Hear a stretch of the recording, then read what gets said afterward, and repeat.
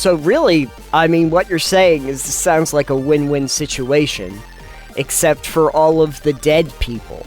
Every class can do things besides combat. Like, every single one can do stuff. You don't have to be a rogue to be somebody who can sneak around and do thievy things. Right, and you do not have to be a bard to be able to try to persuade people. Yeah, because an orc theme orcs park are so ridiculous, and all the rides would be dangerous as hell. Yeah. God, There's such a no fun OSHA comic requirements. No OSHA. Nothing should work, but it does. It's all made of trash.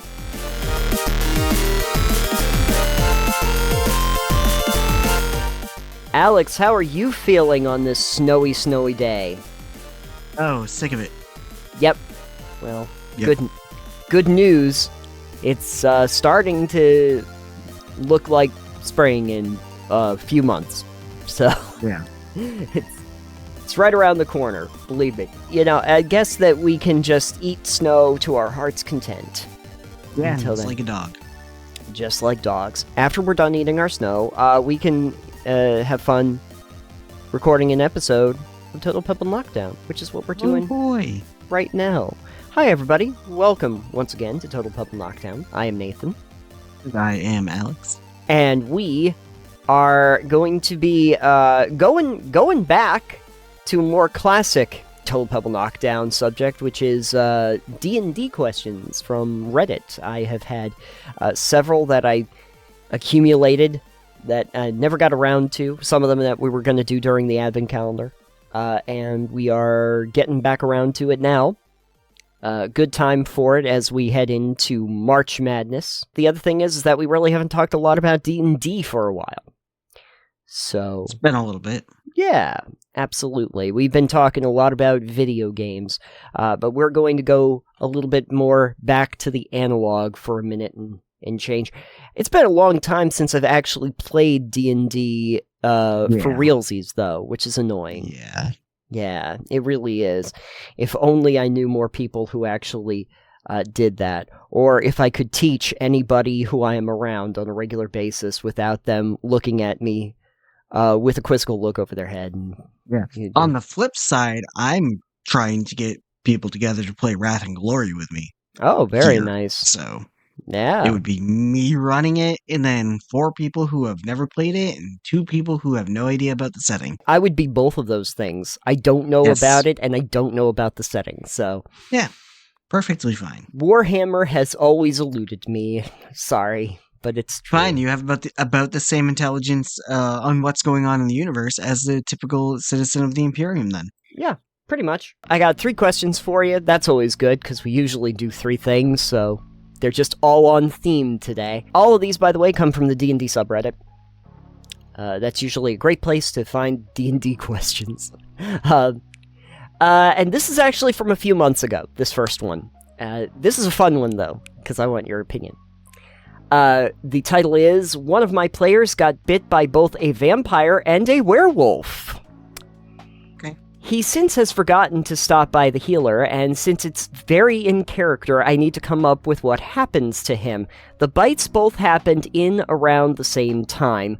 I don't follow rules as written rules perfectly, and told him he has both lycanthropy and stage 1 vampirism, which means we simply give him disadvantage in the sun on all non-attack rolls. I was just wondering, how should I continue? Should I remind his character of his illnesses, or should I let them overwhelm him, since he forgot more than 3 times?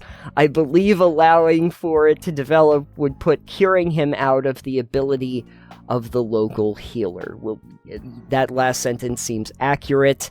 Usually local healers in most towns, as far as I'm aware, are not real skilled with how to deal with advanced lycanthropy or any illness, really. My experience with lycanthropy suggests that. I'm wondering how they progress. That's the thing that I'm wondering about, too. Yeah. You know, because, lycanthropy probably only going to progress during a full moon. Right. And it's Right. more of a occasional annoyance than a full-time annoyance, like vampirism is.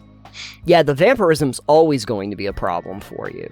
Like, every day. So like, I would, I don't know, I would probably say, like, start showing more signs of the thing. I But, think like, that give them Yeah. a chance to, like, yeah, like, you're really hungry and nothing you, like, eat solves the hunger. But, like, the smell of meat fills you with, like, a voracious hunger.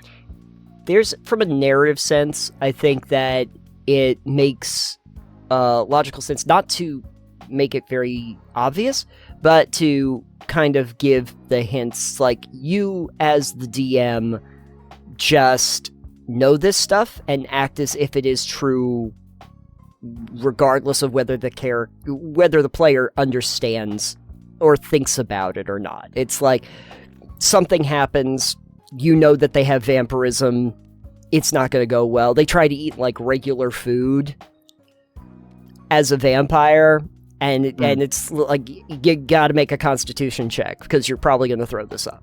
Because, like, it's not, you can't eat. And it's like, why am I making a constitution check?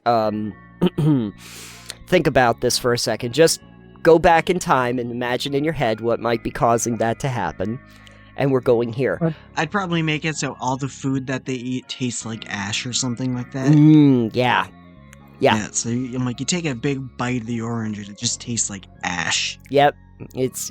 Everything tastes like ash these days, I'll tell you. So it's like, I just something like that, you know, if they're really not going to remember it in character, what about the other party members? Do they know that happened? Because they could remind the character, like, unless they weren't there, but maybe they could identify something's wrong with the character. I would hope that the other characters know that a party member has vampirism. That might be handy for them to know. Even if the rest of the party wasn't there, yeah, I would be like, yeah, you've, like, depending how long the party's been around each other together, assuming it's a party that, like, knows each other fairly well, it could be like, hey, you don't look so hot. Like, you should probably go get checked out. Yeah. I know that vampirism is not as big a deal in, like, D&D as, like, you would think from, like, a Nosferatu thing. Like, the sun doesn't, like, kill you or anything. In vampirism, it like they're saying, stage 1 vampirism, disadvantage on non-attack rolls. Like, you know, stuff like that. Some basic things. But, I mean, it does kind of change your whole outlook as a character. Like in how it works. I think the really interesting thing about this question is essentially what we're doing is we're asking, like, what happens when you have to put multiple templates on a character? Because let them stack. I don't see anything saying otherwise. I don't think I've ever read anything saying that they can't stack. What happens if you stack them enough and, like, all of them reduce, like, your constitution, and your constitution goes down to 0? You've caught 2 diseases that have murdered 15. You. Yeah, you've caught 6 different things that are caused you. That's glass cannon kind of territory where all of a sudden I've had a character that had lycanthropy. Yeah. It's a were tiger. Yeah, it's were tiger, you said. Yeah, were tiger. Yeah. It was a were lynx, but it's tiger template. And, like, lycanthropy is really powerful. Yeah. But I haven't had vampirism. I'm pretty sure it can be just as powerful later on, but, like, lycanthropy is out the get-go super powerful. When Max got were ratified, I did look up, like, well, what are the stats when you do that? And they're like set stats for the were-rat, and I'm like, oh, for Max, these stats are worse. Like, because the big thing that the were-rat would get would be like dexterity. Dexterity is a big thing for the rat, but Max's dexterity was already higher than what the were-rat's was. Well, it wouldn't just. There's a way to do it. Like, you gain dexterity unless yours is higher, for instance. Yeah. So, see, that's what I always thought. Lycanthropy, it would make more sense. Maybe it was just in, like, D&D 5. Maybe it's something that you could tweak. But I would have just said, like, when you have lycanthropy, whatever your stats are, you get these pluses, these minuses to like what like that would have made more sense to me. Like the biggest issue with lycanthropy, yeah, is that the resistances you get and immunities you get are stupid. Yeah, because suddenly you've got basically immunity to all damage that's not silvered. Yeah, and it's like, what?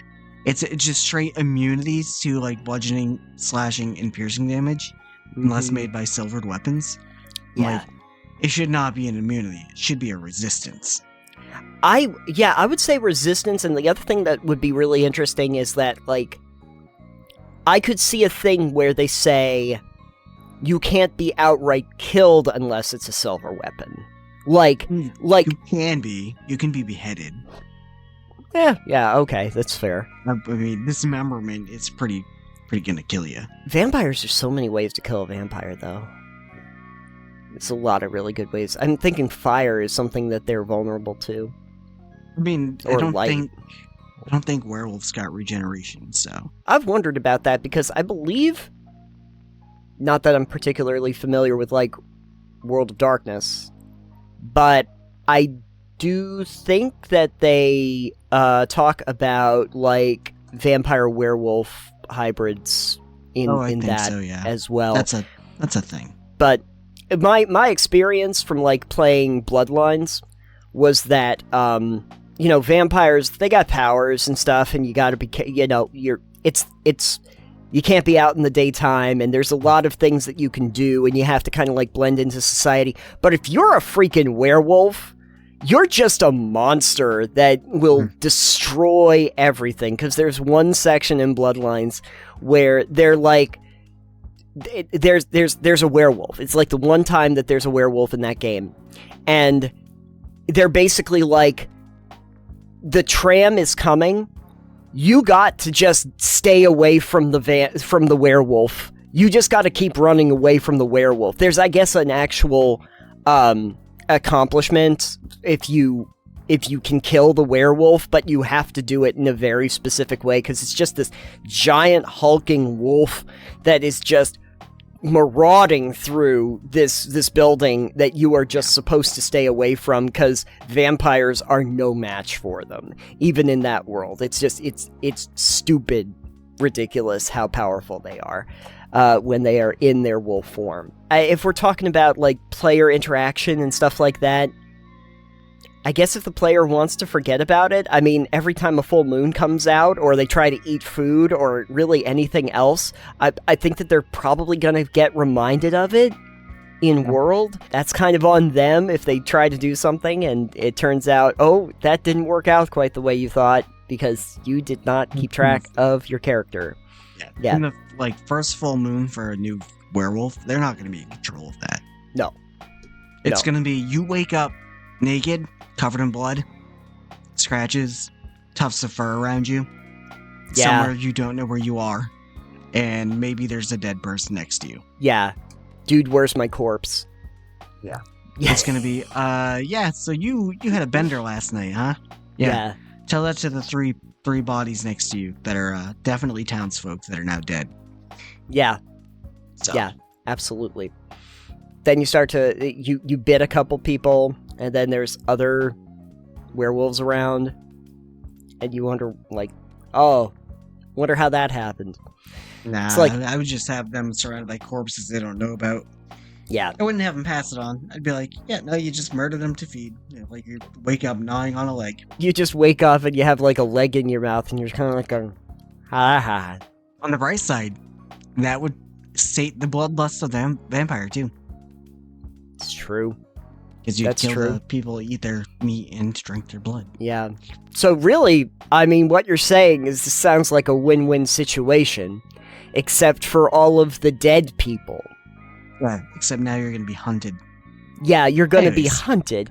But anyway, okay, so the general upswing is, for the person who asked the question, should I remind this character of his illnesses or let them overwhelm him? I mean, I think it's on the characters, player themselves, to determine how well they're keeping track of these issues they're having. If the character actually doesn't know it, then let things progress. Oh, if they don't know. And if it's going to break the game, then, pull the character or the player or pull the party aside and be like, hey, so this is going to go on. It's going to kind of derail the game a lot. So, like, either we deal with this or this person can leave and bring in a new character, maybe even, or whatever. So, I mean, it says here that he was told that he has lycanthropy and stage 1 vampirism. So he's aware. I don't know if that means the character is aware. That's a different subject. Generally, I don't like being the kind of rules lawyer or strict kind of person where I expect my characters to understand everything about the world, but I do kind of expect them to understand about their character and what's going on with their character, at least. You, as a DM, I always imagine being kind of more in control and having to keep track of the world in a global sense. And your players more trying to keep track of themselves and their personal, what they can do, who they are related to, the storyline that they're going through, and the people that are around them, So from a global standpoint, you kind of have to be able to, just keep narrating that lycanthropy is a thing, vampirism is a thing. You need to know about it. Since we were talking about vampires, this is kind of vampire related. This is a bit of a longer one, so sit back and enjoy me reading this. Okay. Question is, DM is being weird about me switching characters in COS, Curse of Strahd. Am I being unreasonable? And this is what he writes. I'm currently playing a Path of the Zealot Barbarian in our Curse of Strahd campaign, and I'm honestly really bored. The game has been very heavy on roleplay, which is fine, but there are stretches of 2 to 3 sessions with almost no combat, leaving me feeling completely useless. I've talked to my DM about it and suggested adding a bit more fighting, but so far, nothing has changed. Because of this, I came up with a new character concept that I'm really excited about, a Hexblade Warlock. This is more up your alley, I know. I think it would let me engage more in social and roleplay heavy scenarios, while still having cool combat options when fights do happen. The problem is that my DM said I couldn't switch yet, and proposed a storyline that would take 3 to 4 sessions before the transition could happen.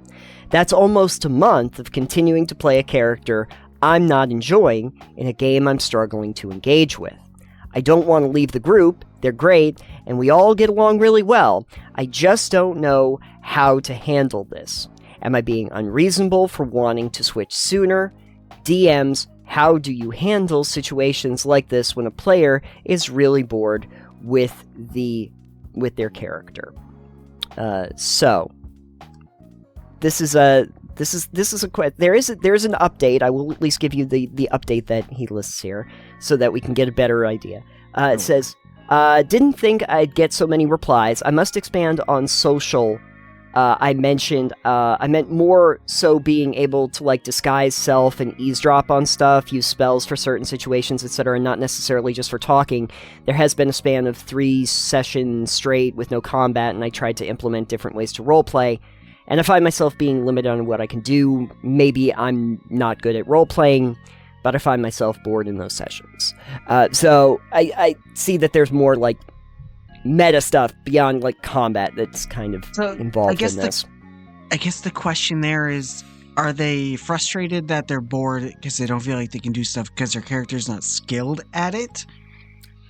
Or because even if your character's not skilled at doing a thing, you can still do the thing and roleplay even if they're not good at it. A paladin in full plate is not good at sneaking, but they can still attempt to sneak, and then things can go poorly. I don't know if this is a thing with new players, or if this is just a conceptual thing, but when you have martial classes, your barbarians, your fighters, those kinds of things, that all they do is hit things, and that's really the only way you can engage with the game, which is not true, because they come at it from a character perspective, just like your support classes, your healer classes, your spellcasters, anything like that.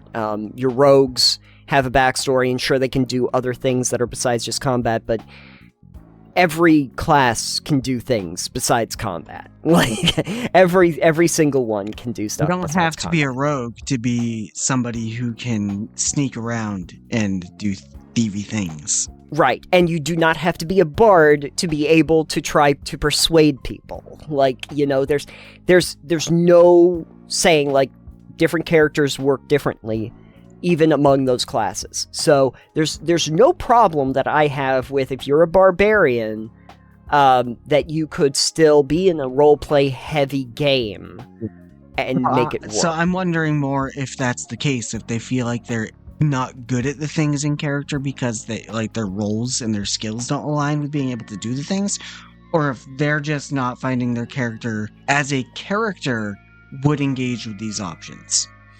Right, which I'm getting from, like, that first paragraph where they say, we're on a stretch of 2 to 3 sessions with almost no combat, leaving me feeling completely useless, that it's just because it's roleplay heavy, that they're under the mindset that the barbarian doesn't really have a ton to do, or maybe there haven't been a lot of opportunities to just encourage the barbarian to do something that isn't smashing things. But, like, the barbarians do lots of things, like, depending on the pathway you go down, too. Well, not even that, depending on how you play your barbarian. Rexall Death Dice, you know. Yeah. My famous barbarian from forever ago. He was dexterity-based. He wasn't strength-based. And he had enough intellect in him to actually learn magic. So, like, he had an int of 14. He not only was smart and could dual-wield axes, but, like, could learn magic and did learn magic. And he ended up being turned himself into a king. Barbarians can be built and can be role-played in such a way that they're able to do these things. So that actually made me think. I wanted to look this up real quick, because he said it's a Path of the Zealot Barbarian. I'm not that familiar, so I did find something on the D&D wiki about this, because I'm wondering what kind of barbarian we're talking about. And the description that they give for a Path of the Zealot is, some deities inspire their followers to pitch themselves in a ferocious battle fury. These barbarians are zealots, warriors who channel their rage into powerful displays of divine power. A variety of gods across the world of D&D inspire their followers to embrace their path. Tempest from the Forgotten Realms and Hextor, and Erethnulf of Greyhawk are all prime examples. In general, the gods who inspire zealots are deities of combat, destruction, and violence. Not all are evil, but few are good. And then when you go through the stuff that they get, it really is about, like, adding divinity to weapon strikes. There's a lot of stuff here about essentially being, like, a fanatical zealot of the gods, and I feel like there's some roleplay potential there in a Curse of Strahd campaign that you could utilize, that has nothing to do with necessarily the mechanics here. It might not necessarily be the most obvious of roleplay paths for barbarians. I know that there's, the bear totem, I want to say, that is more of a spiritual one that has more, I guess, rangery kind of characteristics to it.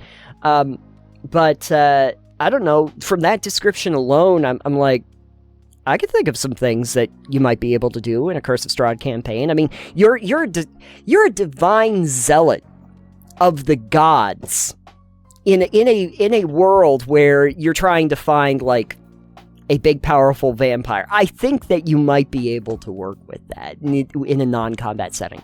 Right. It does sound like, even if, despite either of those being the cases, it does sound like they're bored with their character. Sure. And, you know, if you can't wait a month, 4 sessions, it's not a lot, but if you're already struggling, I get it, It can be absolutely a lot more to you than to other people if you're struggling. I feel like in that case, you should have, like, a one-off session with your GM. You should be like, hey, I don't know if I can really handle that. Like, I'm already just bored. I don't want to come to 4 more sessions where I just feel useless and, like, like my character can't do something. Can we figure out something beforehand? Can we figure out something in the interim that might have happened to kind of say what happened? Yeah. Can we resolve it later, perhaps? Like, I just kind of want to do a new thing now. Yeah. I mean, I think if I'm the one running that game, my response back would be like, are you basically saying you want to just, the character doesn't really mean anything to you? And if the character doesn't really mean anything to you, then what a great opportunity to just absolutely smash all expectations. Because you're a barbarian. The barbarian gets, like, zealotous fever from the Path of the Zealot. Gets some sort of zealotous fever that they are bored in all of the talking. And just starts smashing stuff. And ends up getting, like, run out of town. And it doesn't... At that point, you don't care if your character dies or not. That's the whole point. So... at that point, you can just try having fun with that, and just see, like, it's a barbarian. The barbarian sees itself as a giant wrecking ball. Let it just be a giant wrecking ball for the last for a session or two, and just let it smash things up for a bit and self-destruct in the process. I mean, even then, notes for the player in that case, like, tell your GM you're going to do that. Be like, hey, I plan on going, like, taking my character out of this way. You gotta talk it through, yeah. Because, like, you can't surprise them. You need to be like, these are the things, and let's not, like, you don't want to cause a giant disruption for the rest of the party and the GM's plans at that point. Right. It's like, you just want kind of a fun way out. And, like, again, I'm not really the kind of GM who goes, yeah, your death needs to be super important. Like, it doesn't. No. You're not always the main characters. Like, you are in your own story, but, like, in this world, you are not, like, all important characters. Yeah. Like, the world does not care about you. No. You can die from random things, especially if you do random stupid things. So, like, if the player goes, I'm gonna, like, go on a zealous rampage to this town. Yeah. Kill a bunch of people, maybe. You know, figure that out with the GM so that it doesn't impede the rest of the game. Sure. Because you're doing this so that you can get a new character in. Yeah. But, like, in a flavorful way, you know? Right. This also, I think, is, you know, maybe you can loop this back around if you really want to, because if you're going to be like a Hexblade Warlock, the Hexblade Warlock can almost get introduced in that, like, as like a Warlock who happens to be in town, when the Barbarian goes off-rail, and maybe it's like, I have a problem with, like, seeing the barbarians go off because maybe the pact that I've made, you know, suggests that we have to stop that because I got my own ends, and then you kind of introduce your character naturally into the storyline by trying to destroy your old character in a Phoenix-like situation. How do you generally feel about the idea of players switching characters? I think it's fine. I did it once with a different barbarian I played, actually. No, he was a cleric. I was playing a cleric who was dual-wielding. Also, dual-wielding is just fun. So it was like combat cleric, and then my GM at the time was trying to do something weird, and I didn't like it. And I was like, yeah, I would like to retire this character. They're going to go to the next church we come across and just kind of stay there, like, as a priest. And so I did that, and I was like, I brought a different character, because I don't know, what they were trying to shoehorn in their own stuff for, like, how the characters should go. And I'm like, no, not a fan. Yeah. That was not a very good GM. That was you know, the thing about it is that, like, I've played some characters where they just reach a natural end stage, and it would be hard to go back to it. When we were doing 1879, and I played Dr. McFly, it was kind of easy for me to bow out at a certain point, because Dr. McFly had already established himself a workshop in London where he was building things. He had, like, a staff there to make stuff. He already had designs from the missions that they had already been on that he had developed. And so, as far as we're aware, he's making, like, his little energy barriers and stuff at the danger zone in London, and making a fairly good living at that. And I was like, yeah, you know what? Since I probably won't be coming back because we were on a long hiatus, and I was like, I don't really feel ready to go back. It's like, as far as my narrative is, Dr. McFly just decided not to go away from London. He decided to stay at the workshop, and I guess if he ever wanted to go on another adventure, he could, but right now, he's kind of busy, like, developing his own, like, designs and, you know, building stuff at his workshop, and good for him, you know? He's probably ended up making far more from that than most of the other characters that were in the game. So that's always good. And then there's the ones where it's just like, this character does not work for me. I think it was Percy Jackson, who I played, who was a tabaxi, for some one-shots. Between one-shots, I went from Percy being a monk to being a rogue. And just changed his template around entirely for what I wanted him to be. Same name, same personality, generally same loadout, but it's like, no, I don't want to be this anymore. I think I made him a scout. And it was mostly because a tabaxi scout can move at near flash-like speeds in a turn. Because of all of the advantages they get for movement speed. So if you really wanted to go like 400 feet or something in a turn, you can actually make that happen with some of the abilities that tabaxis and scouts have. And also remember, tabaxis can have the same climb speed as they do run speed. So if you need to get to the top of a mountain real quick, that works. You could do that. That was just one of those cases where I could take my character and I could just say, well, it's the same character, but I'm changing it. We got to change levels and stuff anyway for what the one shot's going to be. So screw it. I'll just change them up. And Snowball, similar situation where we kind of had to modify him to make it work, and then eventually he just became like a high elf template for a rogue inquisitive. Especially when you're new to like a D&D or something like that, you'll get a character class. You might not understand much about the system. They'll give you a character class, say this seems fine, and then when you get into actually playing it, realize it doesn't work with the style that you really wanted to play, or how you wanted to interact with the world.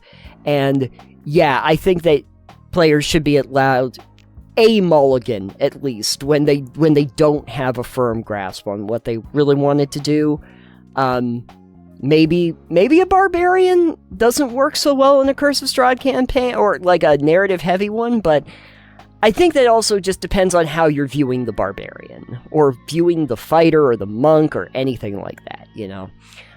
Martial classes can be very interesting, but it does help to understand that they're not just fighters, that they don't just hit things with swords. They do other things. Hexblade Warlock, though, I can't cite them as that's not a bad idea. I know that you like Warlocks a lot, so I've never played a Warlock, so they're fun. Maybe one day. The last one I have for you is a fun one. This is one that was just posted like the day that we were talking. And I think that this is just cute. It's, my players won't stop unionizing people. I wouldn't call it a problem, but it's definitely a recurring theme in my campaign. Every time my players encounter a group, whether it's bandits, city guards, or even just farm animals, they immediately try to unionize them. They have no interest in joining these unions themselves. They just want every group they come across to rise up, fight the system, and eat the rich. Anyone else's players like this? Well, I can't say I've ever experienced this. I don't think that's happened to me. No. But it makes me want to have, like, news come down the line of any of these groups they've unionized, like, yeah, having been, like, murked off. The Pinkertons came. Yeah. Just like, oh yeah, remember these, the Union of the Dawn? The guards from that one town? Yeah, what about them? Yeah, they all got killed. Oh my god. All 30 of them just slaughtered. And yeah. We don't know how. And those farm animals? The Oh, sigh yeah. for a better life? Slaughtered. Yearning to Breathe 3, that didn't work out so well. You know what I think would be interesting, though? I want the anti-version of this campaign, if you're playing like the evil campaign, where you do start a Pinkerton agency. And you have to... You just come down the line with some Union That'd be Busters. amazing. Yeah, you just come down with the Union Busters. And then, like, later on, you have You have moral somebody choices. approach you guys and be like, in a town that's been looking for you, and it's this, like, inquisitor or something trying to find these people who have been, it's like, Yeah. the imperial government or whatever you're doing, like, the high-ups in the government have just been like, hey, we, need you to stop doing that. Yeah. And then, like, boss fight with, like, CIA operative.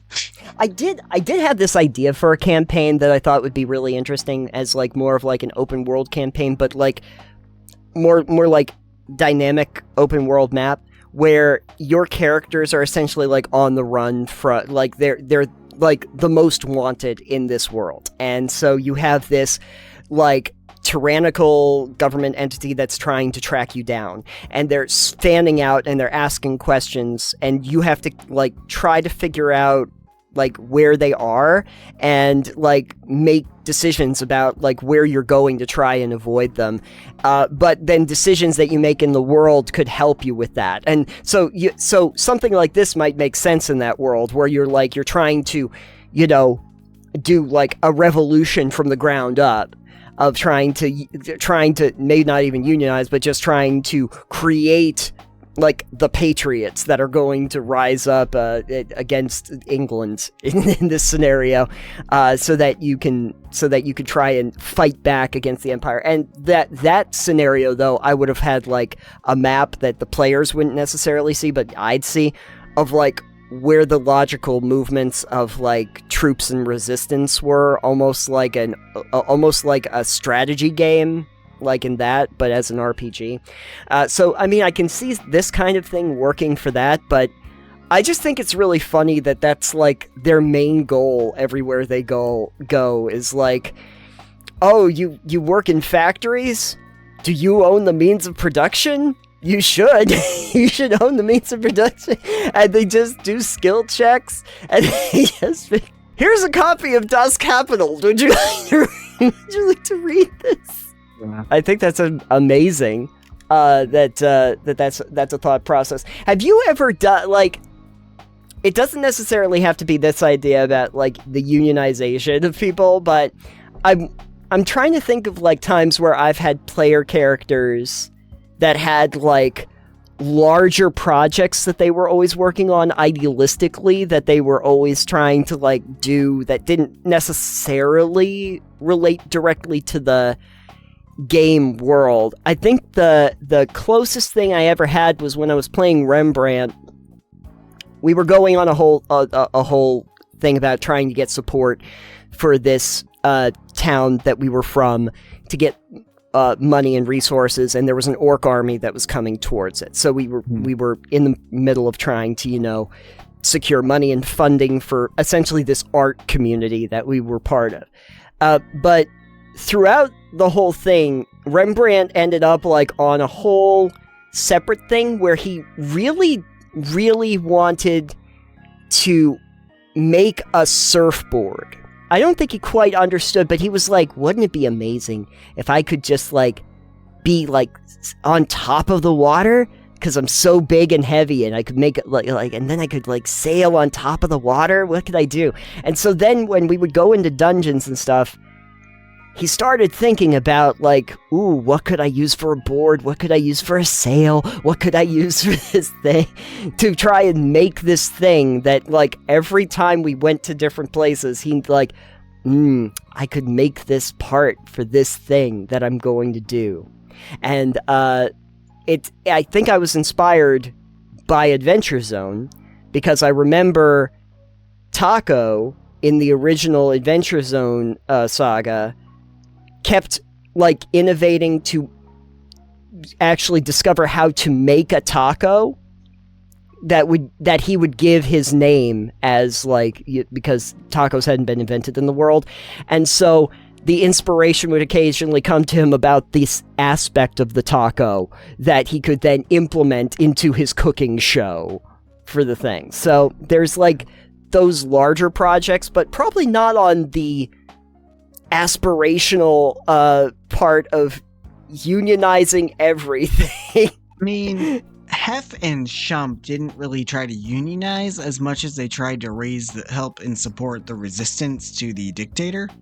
Okay, that is a larger political project, though. So, like, like we had to go and like get support and do stuff like that and help the militia and the resistance out and stuff. So we were doing some of that, but it wasn't the same as like unionizing towns, going town to town. It was majorly in one city. So top comment here, just so that you know, is literally they're giving you free plot hooks. Send in the wizard Pinkertons.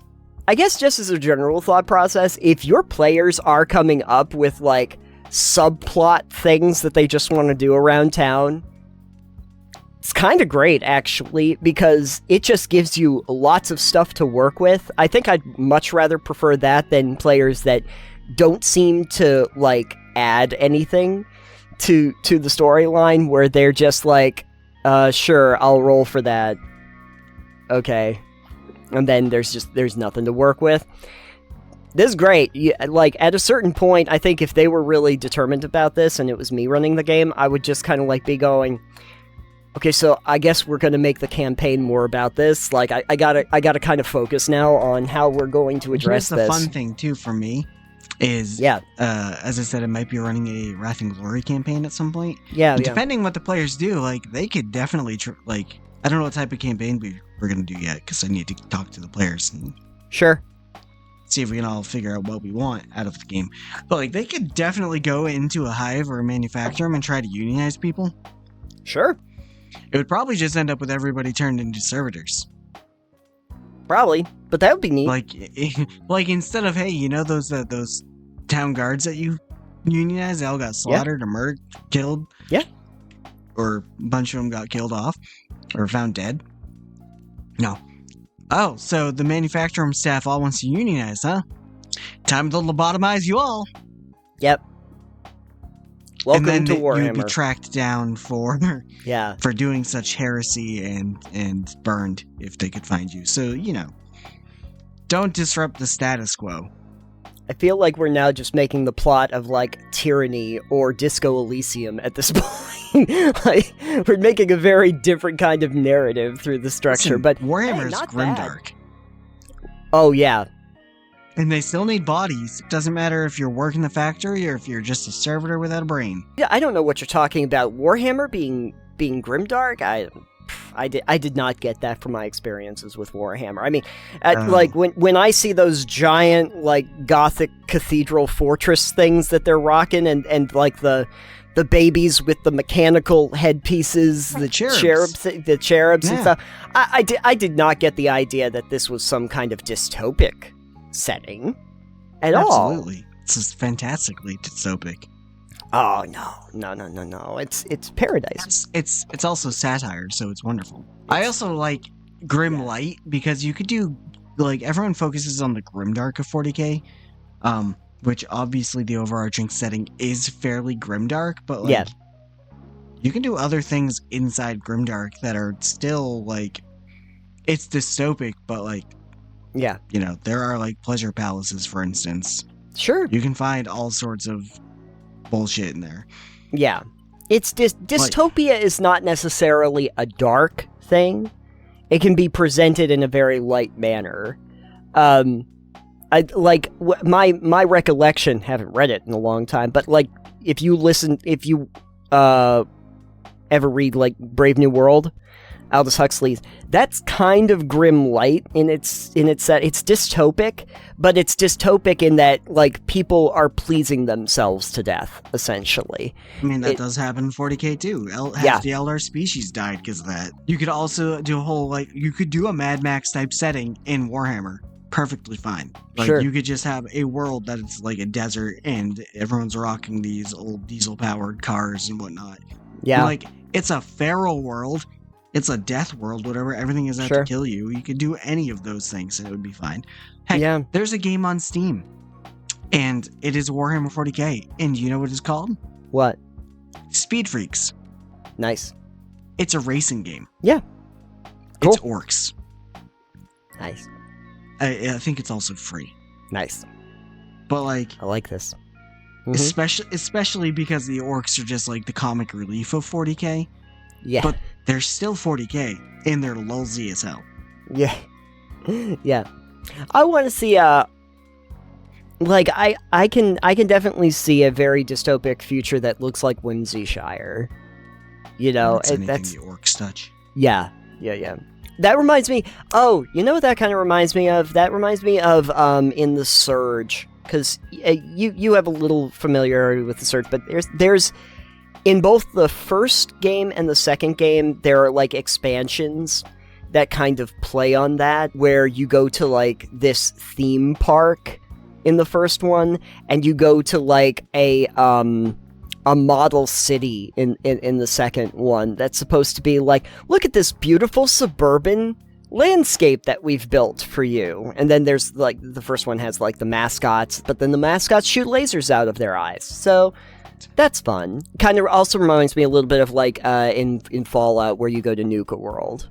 You know, that makes me want to do that type of thing in Wrath and Glory and be like, yeah, you're coming down to this planet to investigate, and like there's this weird thing with neon lights and weird mutant looking characters, but they're just in costume. You know, you've never seen anything like this, and it's just a fucking amusement park. Yeah, it's just that's not a thing park. that they would have in 40k. No. So like coming across like a dark like chaos cultist amusement park dedicated to like Slanesh. Yeah. The Prince of Excess, the chaos god of hedonism. That would be insane. You get like the moonshot, but the moonshot actually just shoots you out up. You get the roller coasters, but they're like all themed around like the Warhammer aesthetic, or even an orc theme park. Yeah, because an orc theme orcs park are so ridiculous, and all the rides would be dangerous as hell. Yeah.